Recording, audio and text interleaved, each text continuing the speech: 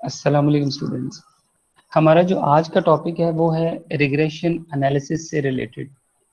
जैसे कि अभी तक हम कोरिलेशन को सीख चुके हैं। कोरिलेशन क्या चीज़ है? Correlation is a technique which is used by researchers to measure the relationship between variables.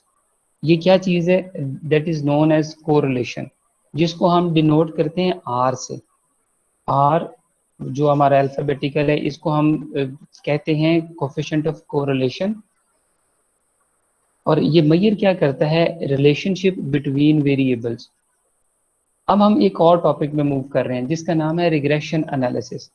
Regression analysis होता क्या चीज है? Regression analysis is also a sophisticated techniques to measure the relationship between variables at the same multiple variables,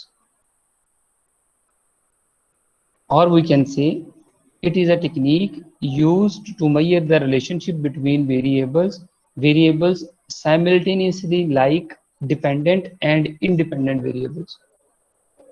यानी कि जो correlation है वो क्या चीज कैलकुलेट करता है?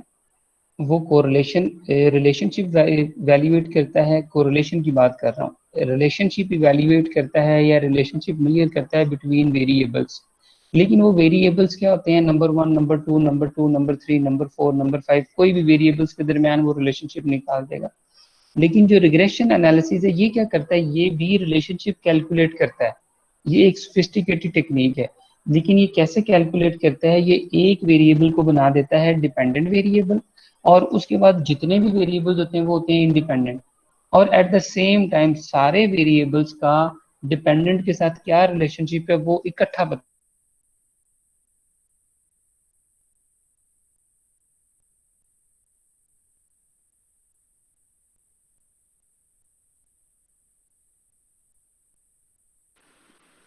सर आपकी आवाज नहीं आ रही।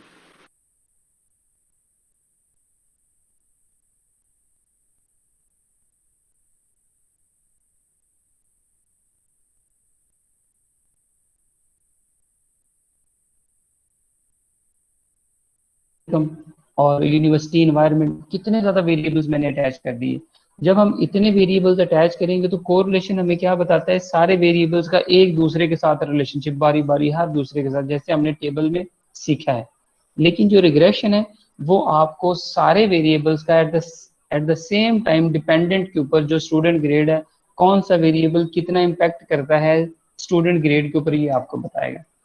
अच्छा, ये एक स्लाइड्स हैं या पीडीएफ की फाइल है, इसके अंदर ना ये कैलकुलेशन पहले बताई हुई है कि आप एसपीएसएस के अंदर ये सारा लिखा हुआ है कि आप एसपीएसएस ओपन करेंगे और उसके अंदर आप ये स्टेप्स लिखे हुए हैं। Click on statistics and statistics show button, continue, click on charts. ये सारा स्टेप बाय स्टेप बताया हुआ है। अगर आप इस स्टेप्स को फॉलो करेंगे तो रिग्रेशन कैलकुलेट भी कर सकते हैं कि आपने डिपेंडेंट वेरिएबल किसको रखना है, इंडिपेंडेंट वेरिएबल्स ये वेरिएबल्स हैं, और फिर इनको आगे कुछ को डिपेंडेंट बनाएगा, कुछ को इंडिपेंडेंट बनाएगा। ये देखें, जिसको डिपेंडेंट रखना है ये स्टेप बाय स्टेप अगर आप इसको फॉलो करेंगे तो आप कैलकुलेट भी कर सकते हैं। मेरा कंसर्न अभी कैलकुलेशन से नहीं है, मेरा कंसर्न किस से है आपको समझ आ जाए। जब हम कोरिलेशन का कैलकुलेट कर लेंगे ना, जब लेट्स सपोज ये कोरिलेशन के टेबल्स हमारे सामने आएंगे तो इस तरह की कुछ टेबल्स हमारे सामने आएंगे। अब हमें ये समझ आना चाहिए कि ये क्या चीजें हैं। अच्छा, ये आर का इसका है कोफिशिएंट ऑफ कोरिलेशन या रिग्रेशन के अंदर ये फॉर्मूला कि ये कैसे कैलकुलेट होता है। हमें कैलकुलेशन से कंसर्न नहीं, इसलिए हम डायरेक्ट इसके टेबल्स पे आते हैं कि इसको पढ़ना कैसे है। नहीं, ये जो पहली टेबल होता है इसका नाम है मॉडल समरी। इसके अंदर सारे वेरिएबल्स के बारे में बताया जाता है। ये हैं जी प्रिडिक्टर्स। प्रिडिक्टर कौन होते हैं? Independent variables. अब इंडिपेंडेंट वेरिएबल्स क्या होते हैं हम ऑलरेडी सीख चुके हुए हैं कि जिसकी वजह से दूसरों पे फर्क पड़ता है। मेरी मिसाल में स्टूडेंट ग्रेड डिपेंडेंट वेरिएबल है और टीचर एज इंडिपेंडेंट यानी कि प्रिडिक्टर है। Teacher age is predictor. Teacher age पहले चेंज, अगर पहले हम टीचर एज को चेंज करेंगे फिर उसका इफेक्ट हम देखेंगे डिपेंडेंट स्टूडेंट ग्रेड के ऊपर। तो जो यहाँ पे स्लाइड्स में है, यहाँ पे प्रिडिक्टर है कॉन्शियसनेस और डिपेंडेंट वेरिएबल है साइबर लोफिंग। कि जितनी ज्यादा लोगों में समझ होती है, कॉन्शियसनेस है समझदारी, और दूसरा उसका इम्पैक्ट किस पे देख रहा है? साइबर लोफिंग के ऊपर, यानी कि ये जो इंटरनेट के ऊपर क्राइम होते हैं, कि समझदारी और इंटरनेट क्राइम का आपस में क्या रिलेशनशिप है। अच्छा लो जी, यहाँ से अगर यहाँ पे ज्यादा प्रिडिक्टर्स होंगे तो ज्यादा नाम लिखे होंगे, कॉन्शियसनेस लिखा होगा, एजुकेशन लिखा होगा, एज लिखा होगा, जितने ज्यादा होंगे वो यहाँ पे आपको शो हो रहे होंगे मॉडल समरी के अंदर। अच्छा, मॉडल समरी के अंदर एक आर है। आर क्या चीज होती है? Coefficient of correlation. Coefficient of correlation measures the relationship between variables, जब हम कोरिलेशन की बात करते हैं। लेकिन यहाँ पे रिग्रेशन के अंदर जो आर है, ये क्या चीज मेजर करता है? ये मेजर करता है आपका ओवरऑल मॉडल कितना स्ट्रांग है। ओवरऑल मॉडल, ओवरऑल मॉडल क्या होता है कि आपके वेरिएबल्स में आपके मॉडल में कितने वेरिएबल्स हैं। अगर मेरे मॉडल में 10 वेरिएबल्स हैं तो 10 वेरिएबल्स आपस में कितने स्ट्रांग हैं। Similarly R square is known as coefficient of determination. R को हम क्या कहते हैं? Coefficient of correlation. R square को क्या कहते हैं? कोफिशिएंट ऑफ डिटर्मिनेशन, इसका नाम है। अब ये क्या चीज मेजर करता है? R square measure the overall good fit of your model। R square measures the overall good fit of your model, यानी कि ओवरऑल मॉडल कितना स्ट्रांग है। यानी कि मिसाल के तौर पे मैं समझाने की कोशिश करता हूँ कि अगर मेरा मॉडल ऐसा है, मैंने स्टूडेंट ग्रेड के साथ वेरिएबल्स लिए हुए हैं, कौन कौन से, टीचर एज है, टीचर की एजुकेशन है, टीचर का एक्सपीरियंस है, यूनिवर्सिटी का एनवायरनमेंट है, तो ये सारे वेरिएबल्स देखो मिलते जुलते लॉजिकल लगते हैं। लेकिन अगर इस मॉडल के अंदर मैं ये कह दूं कि, क्या मैं कह दूं कि ऐसी, यानी कि उल्टा पुल्टा वेरिएबल मैं लिख दूं, कि कैसा वेरिएबल लिख दूं कि वजन से, अगर लेट सपोज मैं यहाँ पे यानी कि इस मॉडल में कह देता हूँ कि जो टीचर का वेट है, कि टीचर कितना मोटा है और कितना स्मार्ट है, ठीक है ना। जैसे हम कहते हैं वो ओबीज कहते हैं, वो मोटे लोगों को ओबीज कहते हैं, जो वो जिनकी तोंद निकली होती है पेटों की। तो जो टीचर की ओबीज है उसका क्या लिंक है ग्रेड के साथ? तो ये कोई लॉजिकल नहीं लग रहा। अगर आप इस तरह के वेरिएबल्स आपके मॉडल में डाल देंगे ना, तो आपका आर स्क्वेयर क्या आ जाएगा? कम आ जाएगा। आर स्क्वेयर की वैल्यू कहाँ से कहाँ तक जाती है? 0 से 1 तक। आर की वैल्यू कहाँ से कहाँ तक जाती है? -1 से +1 तक। -1 से +1 तक ये मैं ऑलरेडी आप लोगों को बताया हुआ है। आर स्क्वेयर की वैल्यू कहाँ से कहाँ तक जाती है? 0 से 1 तक। 0 का मतलब है मॉडल पुअर है, और 1 का मतलब है मॉडल बहुत अच्छा है, बहुत स्ट्रांग है। अच्छा जी, एडजस्टेड आर स्क्वायर क्या होता है? एडजस्टेड आर स्क्वायर क्या होता है कि मिसाल के तौर पे जब हम डाटा फिल करवाते हैं ना, तो डाटा फिल करते वक्त आपने देखा होगा कि बहुत सारे लोग क्वेश्चनर फिल करते वक्त 5-6 चीजों को यस किया, बाकी सारी छोड़ के क्वेश्चनर जमा करवा दी, तो वैल्यूज मिसिंग होती हैं। अगर हम मिसिंग वैल्यूज के साथ डाटा कैलकुलेट करें तो वो कौन सा डाटा होता है? वो एक्चुअल डाटा होता है, कि जो रिस्पॉन्स आया वो हमने एंटर किया और रिजल्ट निकाल लिए। जो मिस था वो मिस रखा, जो लिखा हुआ था उसको लिखा दिया और हमने रिजल्ट कैलकुलेट कर लिया, वो होता है एक्चुअल। अब एडजस्टेड आर स्क्वायर क्या करता है? जो मिसिंग वैल्यूज होता है उनकी एवरेज वैल्यू लेके पहले उन्हें फिल करता है। मिसिंग वैल्यूज को पहले एवरेज के साथ फिल करता है और उसके बाद रिजल्ट कैलकुलेट करता है। यानी कि एडजस्टेड आर स्क्वायर क्या होता है कि इसमें सारा पहला डाटा एवरेज फिल करता है, मिसिंग वैल्यूज को भी फिल कर दिया जाता है, और उसके बाद वैल्यूज आती हैं। और अगर आर स्क्वायर और एडजस्टेड आर स्क्वायर के अंदर बहुत ज्यादा फर्क हो, तो इसका मतलब है कि डाटा आपने बहुत ज्यादा मैनिपुलेट किया हुआ है, आपने खुद फिल कर दी है। आर स्क्वायर आपको क्या बताता है? पूरे मॉडल की good fit. Adjusted are square आपको यही बताता है पूरे मॉडल की गुड फिट, लेकिन ऑन एवरेज वैल्यूज। और स्टैंडर्ड एरर, ये एरर के चांसेस हैं कि आपकी पूरे मॉडल में एरर के चांसेस कितने हैं। ये अभी मैंने आपको मॉडल समरी वाला टेबल समझाया कि मॉडल समरी में क्या हो सकता है। अच्छा, नेक्स्ट टेबल आपके पास होता है रिग्रेशन के अंदर कोफिशिएंट्स का। कोफिशिएंट्स का, अच्छा, कोफिशिएंट्स क्या होते हैं? ये आप वो इंडिविजुअल आर हैं जो डिपेंडेंट और इंडिपेंडेंट के दरमियान कैलकुलेट करेंगे। इसमें क्या होता है? इसमें जो आपकी ये वाली साइड है ना, लेफ्ट साइड, ये वाली, दिस वन, ये कांस्टेंट, यहाँ पे ये 1 लिखा हुआ ना, यहाँ पे सारे 1 2 3 4 5, अगर ज्यादा वेरिएबल्स होंगे ना तो वो यहाँ पे आ रहे होंगे। यानी कि जितने इंडिपेंडेंट वेरिएबल्स होते हैं वो आपको यहाँ पे इस साइड पे आ रहे होते हैं, और डिपेंडेंट वेरिएबल किसी जगह नहीं होता। डिपेंडेंट वेरिएबल सिर्फ ऊपर बताया जाता है कि ये इसका डिपेंडेंट वेरिएबल क्या है, साइबर लॉफिंग।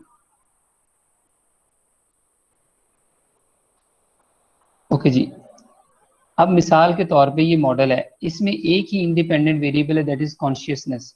कॉन्शियसनेस का ये जो बी है, this is known as beta value. Beta value क्या होती है? आर। जो कोरिलेशन टेबल में आर होता है, वो कोफिशिएंट्स वाले टेबल में या रिग्रेशन के टेबल में उसे हम बीटा कहते हैं। तो कॉन्शियसनेस की वैल्यू क्या है? -0.864। ये क्या है? Beta value. ये क्या है? आर। आर का मतलब क्या होता है? Coefficient of correlation. बिल्कुल उसी तरह जैसे हमने टेबल में पढ़ा था, 0.86 का मतलब ये है कि 86% of dependent variable is depending upon consciousness. क्योंकि कॉन्शियसनेस क्या है? इनडिपेंडेंट है। यानी कि cyber loafing is depending 86% on consciousness and the relationship is inverse, क्योंकि नेगेटिव साइन है। अगर कॉन्शियसनेस ज्यादा होगी तो साइबर लोफिंग कम हो जाएगी, अगर कॉन्शियसनेस कम होगी तो साइबर लोफिंग ज्यादा होगी। ये कहाँ से पता चला? ये नेगेटिव साइन से। और इनमें एसोसिएशन कितनी है? रिलेशनशिप कितना है? 86%। वो 0.86 से पता चला। अच्छा जी, क्या ये रिलेशनशिप ठीक है? क्या ये रिलेशनशिप रिलायबल है? क्या ये रिलेशनशिप वैलिड है? ये कहाँ से पता चलेगा? पी वैल्यू से। पी वैल्यू कहाँ लिखी होती? जैसे वहां पे स्टार लगाए होते हैं ना, ये देखो, ये पी वैल्यू 0.0000। इसका मतलब है अगर ये 0.01 से कम है तो ये हाईली सिग्निफिकेंट है, अगर ये 0.05 से कम है तो ये सिग्निफिकेंट है, और अगर ये 0.10 से ज्यादा है तो इसका मतलब है इनसिग्निफिकेंट। इनसिग्निफिकेंट का मतलब है not reliable, invalid result. I repeat, ये जो वैल्यू है ये बताती है कोरिलेशन की वेरिएबल्स के दरमियान कितना रिलेशनशिप है। 86%। क्या ये ठीक है? क्या ये रिलायबल है? क्या इस वैल्यू पे हम रिलाई कर सकते हैं? इस वैल्यू की बेस पे क्या हम फ्यूचर में डिसीजन मेकिंग कर सकते हैं? ये कहाँ से देख के पता चलता है? ये 0.00 से, यानी कि उसकी सिग्निफिकेंट वैल्यू से। अगर ये 0.01 से कम हो तो आप रिलाई कर सकते हैं। It should be less than 0.01 या it should be less than 0.05। अगर ये 0.05 से ज्यादा होगी तो इसका मतलब आप इस पे रिलाई नहीं कर सकते। अच्छा, एक चीज। दूसरी चीज आपकी होती है टी वैल्यू। टी वैल्यू आपकी 2 से ज्यादा होनी चाहिए। अगर टी वैल्यू 2 से ज्यादा है इसका मतलब है वी रिजेक्ट नल हाइपोथेसिस। अगर टी वैल्यू 2 से ज्यादा है, नेगेटिव साइन की बात नहीं कर रहा, नेगेटिव यहाँ पे सिर्फ ये शो कर रहा है कि रिलेशनशिप पॉजिटिव है या नेगेटिव है। अगर नेगेटिव है तो इसका मतलब है कि दो वेरिएबल्स के दरमियान जो डायरेक्शन है वो अपोजिट है, एक बढ़ेगा कम हो जाएगा, एक कम होगा दूसरा बढ़ जाएगा। इस नेगेटिव का यही मतलब है, इसके अलावा इसका और कोई मतलब नहीं है। अगर वैल्यू -2 है तब भी वही मतलब है, अगर +2 है तो 2 का मतलब वही है। पॉजिटिव का मतलब क्या है? कि अब उनकी डायरेक्शन पॉजिटिव होगी, कि दोनों सेम डायरेक्शन में बढ़ेंगे। अगर एक चीज बढ़ रही है तो दूसरी भी बढ़ रही है। अगर टीचर की एजुकेशन बढ़ेगी तो स्टूडेंट का ग्रेड भी बढ़ेगा, ये पॉजिटिव आ रहा है। तो अगर पॉजिटिव है तो यहाँ पे पॉजिटिव साइन होगा, अदरवाइज यहाँ पे अगर नेगेटिव है तो नेगेटिव साइन होगा। तो अगर टी वैल्यू 2 से ज्यादा है तो वी रिजेक्ट नल हाइपोथेसिस, और आपके रिजल्ट से रिलायबल होते हैं अगर टी वैल्यू 2 से ज्यादा होगी। और अगर टी वैल्यू 2 से कम होगी तो we do not reject null hypothesis. ये लिख लें, याद कर लें, रट्टे लगा लें, इसलिए मैं भी सोच सोच के बोल रहा हूँ। अगर टी वैल्यू 2 से कम होगी तो we do not reject null hypothesis. इसका मतलब है वी एक्सेप्ट नल हाइपोथेसिस। इसका मतलब ये है कि देयर इज नो रिलेशनशिप। ये रिलेशनशिप वो जो है ना वो सेटिस्फाइड नहीं है, वो सिग्निफिकेंट नहीं है, उन पर डिसीजन नहीं लिया जा सकता। सो बरल आई रिपीट, मैं समरी करता हूँ, मैं सिर्फ रिवाइज करवाने लगा हूँ 1 मिनट में। ये जो कोफिशिएंट्स के टेबल हैं इसके अंदर, अच्छा, ये अनस्टैंडर्डाइज्ड और स्टैंडर्डाइज्ड क्या है? अनस्टैंडर्डाइज्ड एक्चुअल होते हैं, एक्चुअल जैसे R² होता है। और स्टैंडर्डाइज क्या होते हैं? ये एडजस्टेड होते हैं। एडजस्टेड यानी कि पहले मीन वैल्यू ली जाती है मिसिंग डाटा की, उसको फिल किया जाता है और फिर ये स्टैंडर्डाइज लिए जाते हैं। हम नॉर्मली अनस्टैंडर्डाइज को ही देखते हैं क्योंकि ये एक्चुअल डाटा की बेस पे कैलकुलेट होते हैं। अच्छा जी, ये वैल्यू क्या बताती है? जो बीटा की वैल्यू है वो होती है आर। आर का मतलब है कोफिशिएंट ऑफ कोरिलेशन, जो कि बताता है रिलेशनशिप। क्या ये ठीक है या गलत है? ये कहाँ से पता चलेगा? सिग्निफिकेंट वैल्यू से। एक दूसरा चेक भी होता है साथ, अगर टी वैल्यू गिवन हो तो टी वैल्यू 2 से ज्यादा होनी चाहिए। अगर 2 से ज्यादा है तो वही रिजेक्ट नल हाइपोथेसिस, अगर 2 से कम है तो वही एक्सेप्ट नल हाइपोथेसिस। लो जी, मैंने आपको ये टेबल भी समझा दी है। अच्छा, अब आगे आ जाए मॉडल हम कैसे लिखते हैं। यहाँ पे ये सारी चीजें बताई जा रही हैं, ठीक है ना, आप इसको ध्यान से पढ़ लेंगे, मैं सिर्फ मेन मेन चीजों पे आ रहा हूँ। मॉडल लिखते किस तरह से, ये देखिए, ये आपके सामने एक मॉडल लिखा हुआ है, y is equal to A plus B one X one B two X two B three X three plus error term. इसका मतलब ये है कि आप ये लिख रहे हैं y आपका क्या है, डिपेंडेंट वेरिएबल। y अगर मैं अपनी मिसाल लूं तो y इज स्टूडेंट ग्रेड, यानी कि y is known age dependent variable. हमारी मिसाल में डिपेंडेंट वेरिएबल है स्टूडेंट ग्रेड, तो y की जगह मैं क्या लिखूंगा, एस जी, यानी कि स्टूडेंट ग्रेड। और बी वन मतलब बीटा वन, और x पहला वेरिएबल, बी टू दूसरी वैल्यू बीटा की, वो रिग्रेशन से आएगी, और एक्स टू मतलब दूसरा वेरिएबल, बी थ्री मतलब बीटा थ्री की वैल्यू तीसरी, और एक्स थ्री मतलब तीसरा वेरिएबल। जितने भी आप आगे वेरिएबल होंगे, x three x four x five, आप उसको इस तरह लिखते जाएंगे, और एट द एंड ये एरर जरूर लिखेंगे कि इसके अलावा एरर भी आ सकती है। ये मॉडल लिखने का तरीकेकार है, जो अक्सर आपको, वो जो मैं आपको ये दिखा रहा था ना, ये देखें, मैं यहाँ पे आपको दिखाता हूँ, ये है। अच्छा, ये वही वाला है, इसमें मैंने वो टेबल बंद कर दी, मुझे दोबारा खोलने दें टेबल। ये देखिए, ये मैं आपको टेबल या रिग्रेशन पे लेके जाता हूँ, रिग्रेशन मॉडल में।